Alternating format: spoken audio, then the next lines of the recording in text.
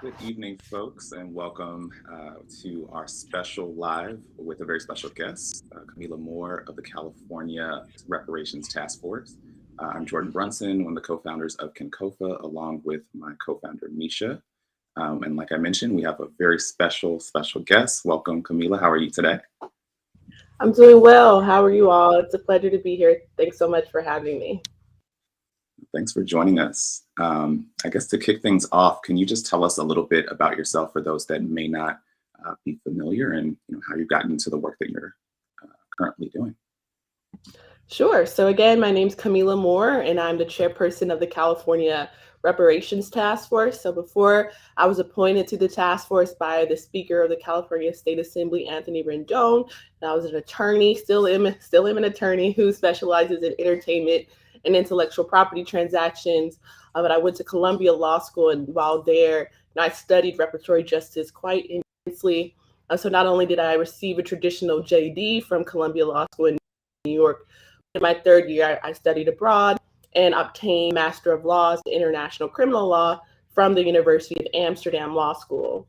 And while there in Amsterdam, I wrote a master thesis on reparations for the transatlantic slave trade, the institution of slavery, and their legacies, and essentially utilized my knowledge base and experience in international law and human rights to leverage myself into this position as a member and chair of the task force. Very nice, very nice. As I mentioned, we're the founders of kinkofa, which is a genealogy and genetics platform. And we'd love to learn, if, as much as you're willing to share, about what you know about your family's history and maybe any connections there to the work that you're doing. Yeah, sure. So on my mother's side, I know, of course, my grandmother, Catherine Young, and my great grandmother, Viola Cooper. Viola Wilson. My mom was like, her maiden name was Wilson. But on my mother's side, we're really doing the work to try to uncover more of our family history and lineage. But on my father's side, actually, we were able to go a bit farther. And so I even know the exact plantation that my father's side of the family had to do forced labor on. And that is now the Whitney Plantation, which is a pretty famous plantation. Now it's a museum in Laplace, Louisiana. But when my family was enslaved there, it was called Habitation Hideout. And essentially, one of my oldest ancestors from my father's side is a man named Victor Hideout, who was a product of rape. Essentially, the mistress of the plantation, Habitation Hideouts, her brother raped the mistress' favorite slave, which was my paternal maternal ancestor. Her name was Anna. And they bore Victor Hideout, and Victor Hideout, is the ancestor of all the Black Hideouts, which include myself. Wow, yeah, we've been fortunate enough to visit Whitney Plantation and learn a bit about its history, and I know several people watching are familiar as well. I'm curious what sort of research has kind of went into your family history discovery process, and how that's guided your work on the task force and the work or the approach that the task force has adopted. Well, my father's side of the family, I don't know, maybe it's because of the Creole ancestry, they were able to find just more facts, I think. I'm not sure if that's really the reason why. But for instance, last August, the descendants of Victor Hideout visited the Whitney Plantation together. We had a private tour from Dr. Ibrahima Seck, who is the lead researcher at the museum. And they just, in my father's side, they just, I guess they kept really good records. And I don't know, I would have to ask them more in detail how they were able to do it, but they're pretty solid, the records they have. Yeah, so I'm curious also about what's shaped the, I guess, momentum to, one, develop the task force, and why things are maybe catching on now, and like why there's such a bigger momentum. I know there's been previous efforts in other places to push for reparations, some successful, some not. But I'm curious what you think has driven the visibility and attention, and so far, any success behind California's reparation task force. Well, and this is what I heard from Secretary of State Shirley Weber. She's the first African American California Secretary of State. But before she served in that role, she was, assembly member in the California State Legislature. And I really credit, her bold leadership while she was in the assembly, particularly during the years of 2020, that was around the George Floyd uprisings. And so, in her reflecting on the power that she had as an assembly member, she, in her own words, thought it was important to seize the time. And she introduced, reparations legislation on the state level during that year.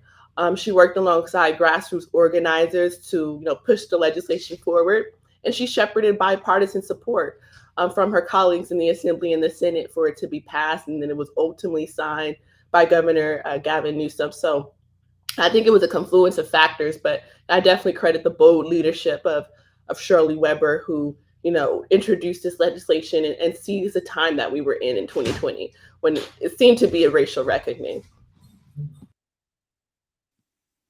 Yeah. Well, one, I think there definitely are key figures that kind of have been charting the path, but I'm also curious about any other examples or other places that you may have either collaborated with or in the process of collaborating with, or previous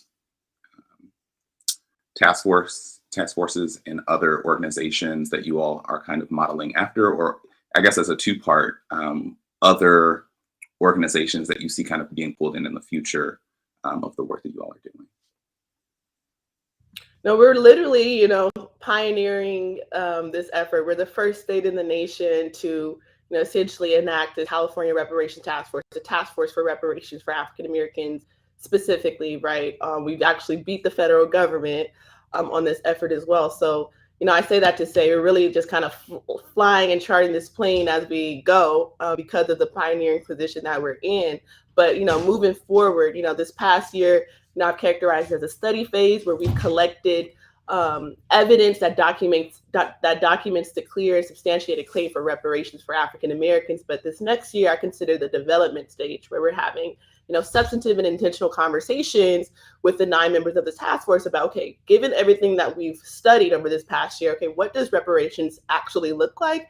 And I anticipate that this next year, we're going to start bringing in, more partners in the conversation to help us cultivate our final plan.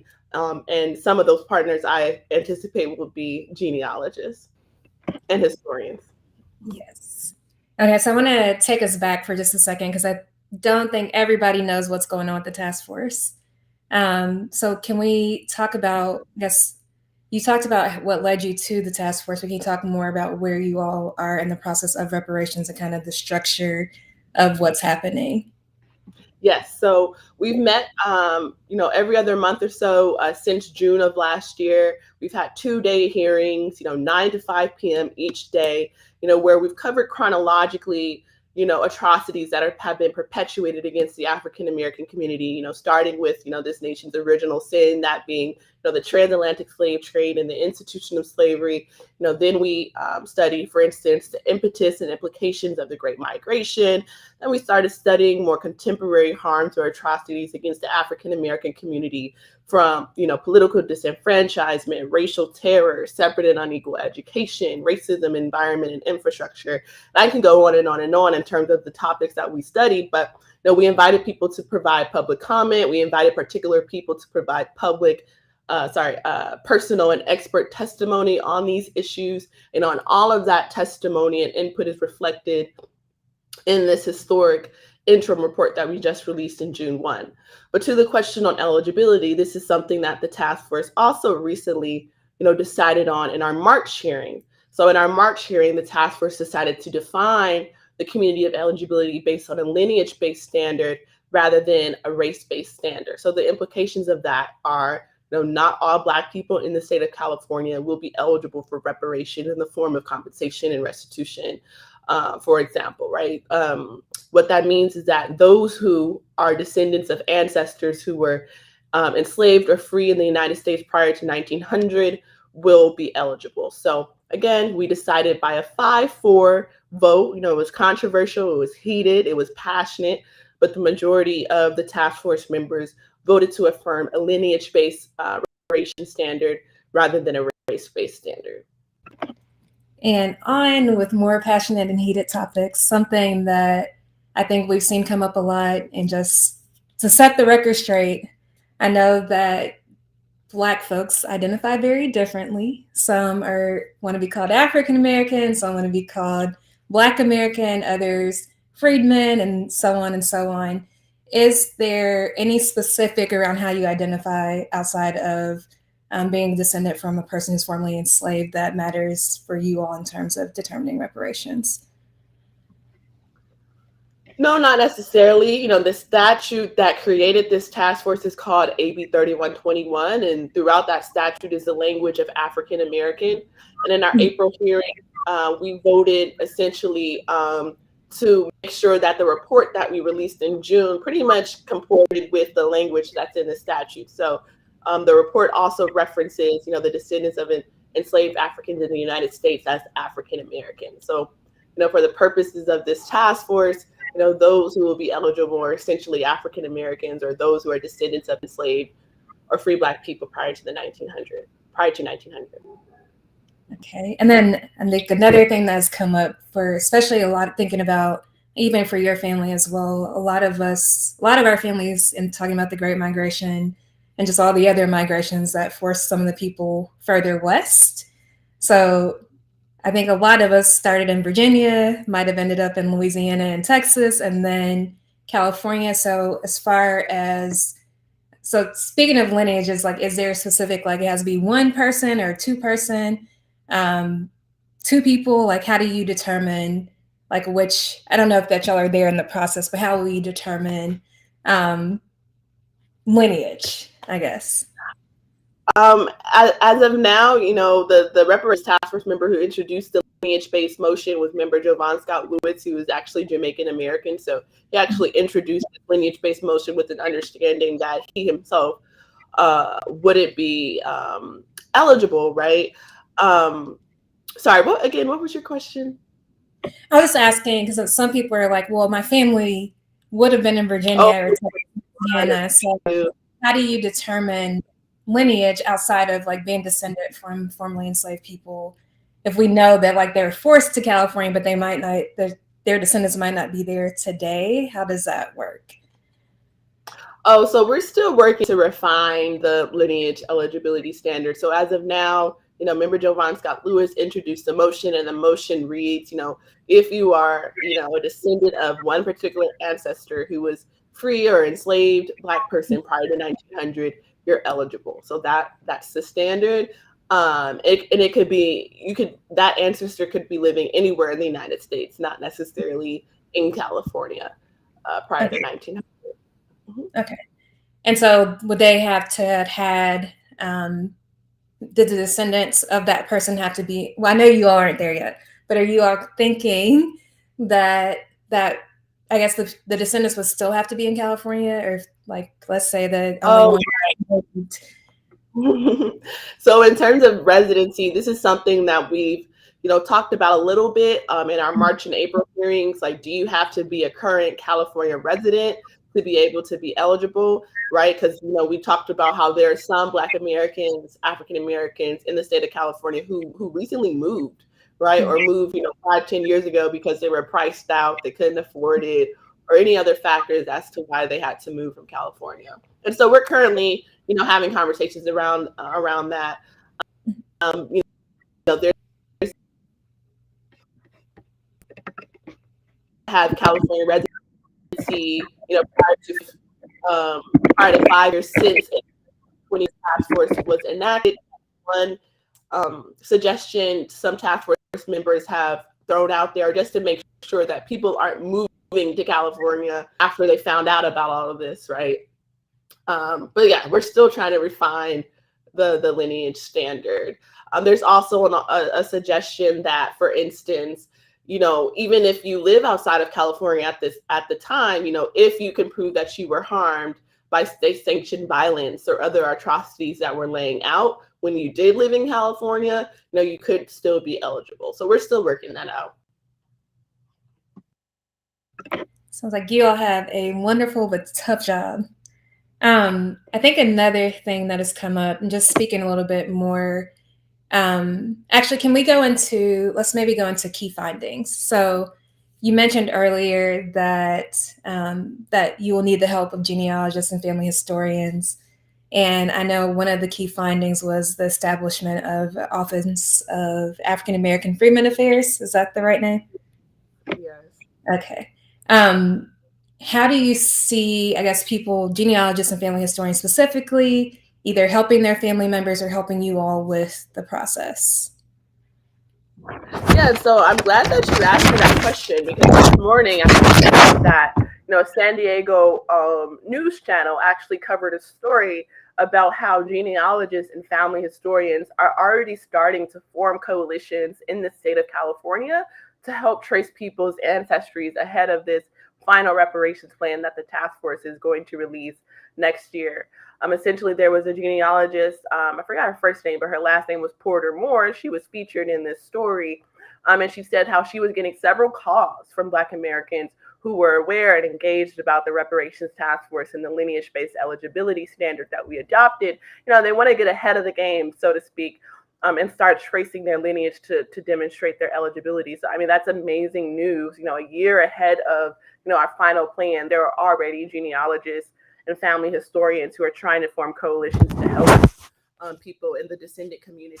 But again, at our March hearing, before we actually decided on the lineage-based eligibility standard, we actually invited 6 professional expert genealogists to come provide expert testimony to help inform the feasibility of the lineage-based reparation standards. And one of them actually was Dr. Hollis Gentry, who's the lead genealogist and historian at the National Museum of African American History and Culture in Washington, D.C. And she actually left the task force with a few suggestions about how to essentially go further with this lineage-based eligibility standard. So, she, for instance, recommended that the state of California, train, corps of genealogists and historians to help with this effort. She suggested for an agency to be created, and that's in the preliminary recommendations, as you noted. We recommended for the state of California to create an African American Freedmen Affairs agency. And within that agency, there would be an Office of Genealogy, where Dr. Hollis Gentry recommended that, that office be connected to state archives and vital records in order to help the descendant community demonstrate their eligibility. She also, recommended that private public libraries, host genealogy workshops free of charge to assist people as well. So there's amazing ideas from expert genealogists in the field to help us refine this lineage-based eligibility standard that we adopted. Yes. And so I know another question that our community would have is if you all are also considering genetic genealogy, so not just what's recorded and on paper, but also biologically what happened. That's a really great question. And again, I'm speaking on behalf of myself as an individual, because as a task force, we haven't gotten there yet. Uh-huh. But me personally, I think that genetic DNA or genealogy, works hand in hand with paper genealogy. I think they can, influence each other, and they're both really great tools. So for instance, the Porter Moore genealogist that I just referenced that was in that San Diego news story, she's actually adopted. Right. So she not only was able to trace her lineage of her adoptive family, but also her biological family. And she utilized, I'm assuming, genetic DNA to assist with tracing her lineage for her biological family. And that was so great to see that story this morning, because, this is something that came up at our task force hearings in determining whether we should go with the race-based or lineage standard. A lot of people who were proponents of the race-based standard said, we can't do lineage. There's several people in adopted or in foster care who won't be able to do this. And it was great to see someone like the professional genealogist Porter Moore, who's biracial, who was adopted, and essentially, was able to trace her lineage of her biological and adopted family. So it's possible, right, with the right resources and the right care. And so another thing with that, and something that one of our members who can't be here tonight wanted to know, is if in the recommendations for that, like if in this Office of Genealogy, will people have to pay?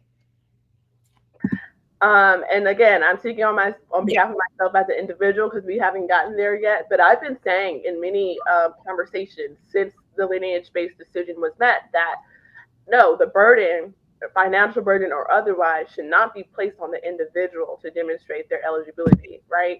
If anything, the burden, financial or otherwise, should be placed on the state, right, in recognition of the harm done, right, and the state, being allocating resources to help people, right, demonstrate their eligibility, actually in and of itself is a form of reparations under international law, particularly around restitution, right? Reparations in the form of restitution gets at how does the state, the wrongdoing party, right, make the injured party whole, right? And so, that could look like the state, helping, assisting individuals in tracing their lineage or ancestry free of charge. Because again, the financial burden should not be on the individual or the victim, it should be on the wrongdoer. Right.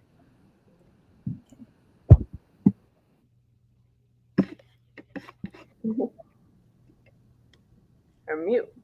I can't hear you.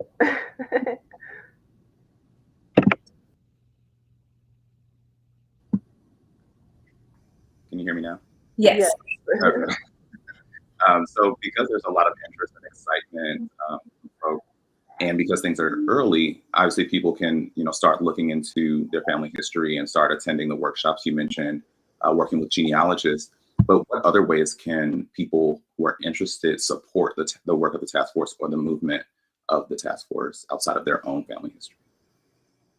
Yes, so you all can, subscribe to the California Reparations Task Force mailing list, which is on our website, oag.ca.gov/AB3121. There you can also find more information about the different members on the task force. You can read about our significant and historic interim report that's on the task force website. You can follow me on Twitter, Kamilah V. Moore. And then also this summer, we've been working with different what we call anchor organizations, essentially community organizations, to help spread awareness and engagement about what the task force is essentially doing. And we're actually also partnering with the Bunch Center at UCLA. And on their website, and I can send it to you all in the chat, there's a way for people to provide testimony about what reparations looks like, anything related to reparations. There's a testimony portal, and you can send, pictures, images, videos of yourself talking about, the importance of reparations, the importance of lineage-based reparations specifically. You can talk about genealogy and your family stories. And actually, the Bunch Center is tasked with creating a report at the end of the summer based on all the testimony they've received. So that is an additional way that people who are interested in contributing to the task force efforts can participate.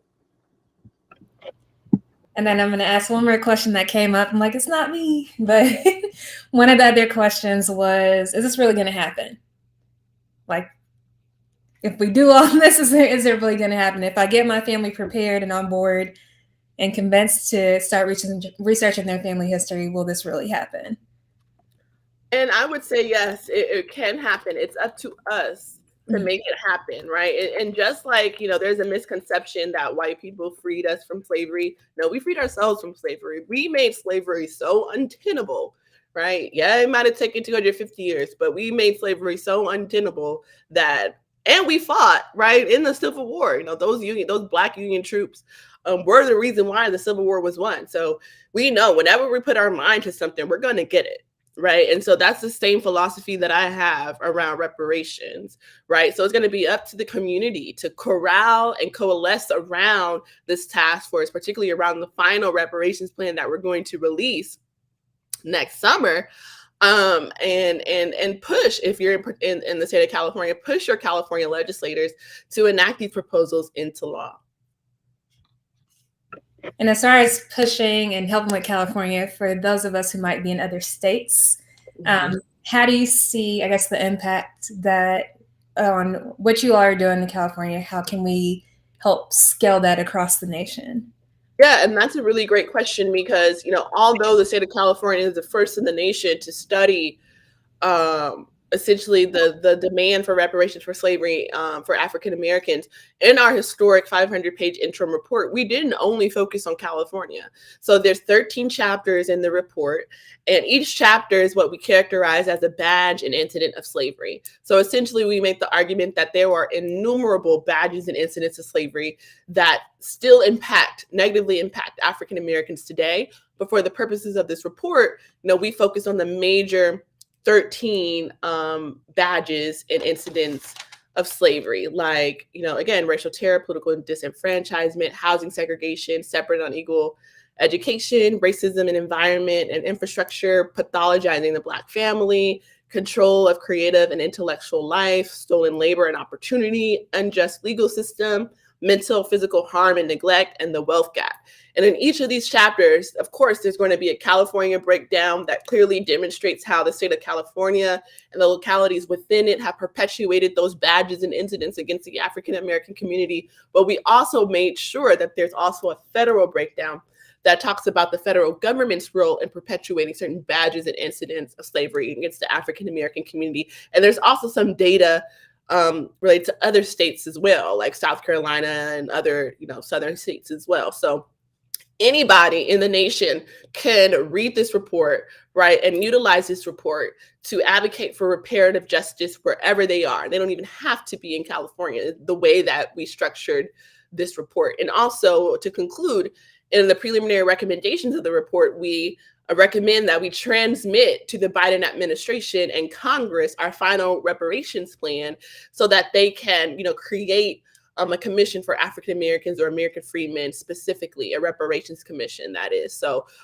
we have our eyes on the prize, and the eyes on the prize is not necessarily only California. It's also the federal government, because as a task force, we understand that reparations, first and foremost, is a federal responsibility. Yeah.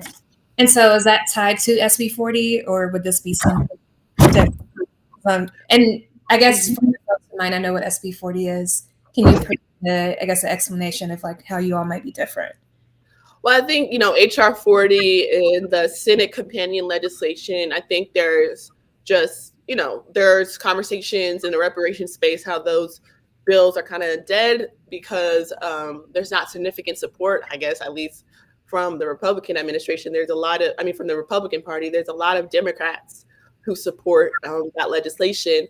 But even then, the people who have been championing HR 40, they themselves are kind of shifting strategy and are demanding for an executive order for Biden to create a reparations commission to study reparations by executive order. I think the recommendation in our report is similar, but I think it's more specific to African Americans who descend from chattel slavery. Awesome.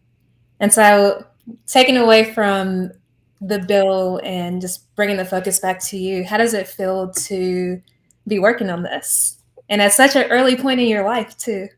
It's an honor and a privilege, and I try not to take it for granted. I really don't, because again, I went to law school with a specific intention in mind, and that was, to utilize my law degree to make sure reparations was taken seriously in American discourse. And I think that this reparations task force is doing that. We have, it's been great. It's been an honor. And I didn't say this on this live stream, but ever since I was a kid, I love to read.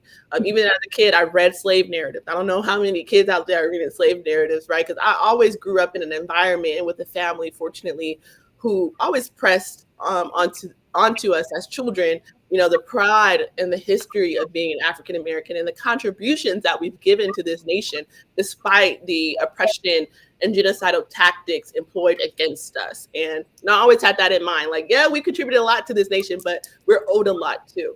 And so I just always kept that in mind in my journey. Thanks. And then one more question, and then we'll close out. What is the role of the rest of the African diaspora in the struggle for reparations for African Americans or freedmen or Black Americans, or however we want to identify? I actually love that you asked me that question because, in law school, I wrote a master thesis on, the legacy of the transatlantic slave trade, the institution of slavery and their afterlives. And in that master thesis, I didn't only focus on, descendants of enslaved Africans in the United States. I also focused on the descendants of enslaved Africans in Colombia and descendants of enslaved Africans in Brazil, and essentially made connections about, these three populations: Afro-Americans, Afro-Brazilians, Afro-Colombians. We differ in some ways from, Black Caribbeans or even Black people from the continent, because we have had emancipation movements. We were emancipated from slavery, but we haven't had our own independence movements because we're still living in our former slave societies, right? Like, America is still ran by white men, some of which who are the descendants of enslavers. Colombia is still ran by white men, barring the historic election a couple of days ago with Francia Marquez, right? Still ran by white men. And so in that, they pretty much argued for, a special convening of these three groups, and talked about what does reparations look like for these particular three and unique groups. But to answer your question directly, I think lineage-based reparations, right, the decision that we came up with to advocate for lineage rather than race-based reparations, ironically, is in perfect alignment with the movement for global reparatory justice for people of African descent wherever we are. It's, in my opinion, the true definition of Pan-Africanism, right? It's why member Jovan Scott Lewis, who's on the task force, who's Jamaican American, actually introduced the lineage-based motion with the keen understanding that he himself would not be eligible, because he has said it more eloquently than I ever could. But the true definition of Pan-Africanism, are people of African descent working together in solidarity, for specific political projects. So, for instance, Black Haitians here in America, or even living in Haiti, want to, advocate for reparations for U.S. imperialism, right? African Americans, descendants of enslaved Africans in the United States, we should stand in solidarity with Haitians calling for reparations for U.S. imperialism, just like Haitians and other people in the Caribbean and Africa and throughout the diaspora should be standing in solidarity with the descendants of enslaved Africans in the United States, because reparations for the institution of U.S. chattel slavery is a specific and sacred political project, just like, reparations for U.S. imperialism for Haitians might be, for example. Right. I love that answer. Jordan, do you have another question? I don't. I do want to give Kamilah one thanks, big thanks for this, and sharing a wealth of information and progress. And we're all definitely cheering on from wherever we are. But I do also want to give you an opportunity to kind of call back to any ways that people can support, because I know that a lot of people are interested, whether they're in California or not. Feel free to, again, share any resources or ways that folks can follow and support the movement. Yes. So again, you all can visit our website, oag.ca.gov, AB 3121. There you'll find information about the task force, and you can subscribe to our newsletter. We meet again officially in person in Los Angeles in September, specific date, time, location to be determined. But again, you can also go to the Bunch Center UCLA website, type in reparations in their search bar, go all the way down. Sorry, I have to explain this. Go all the way down to community listening session support for the California Reparations Task Force. And when you click that link, it'll take you to information about how to, put in testimony to this testimony portal. So it could be pictures, it can be videos, it can be you talking about the reason why reparations for African Americans who descend from chattel slavery is important. You can talk about your own family history and lineage tracing. The sky's really the limit in terms of how you can contribute. But yeah, stay engaged, go to our website, subscribe to our mailing list, and also follow me on Twitter for personal updates as well. And again, my Twitter is Kamilah V as in Victoria Moore. And thank you all so much. It's been an honor and a pleasure. Thank you. Thank you. Thanks so much.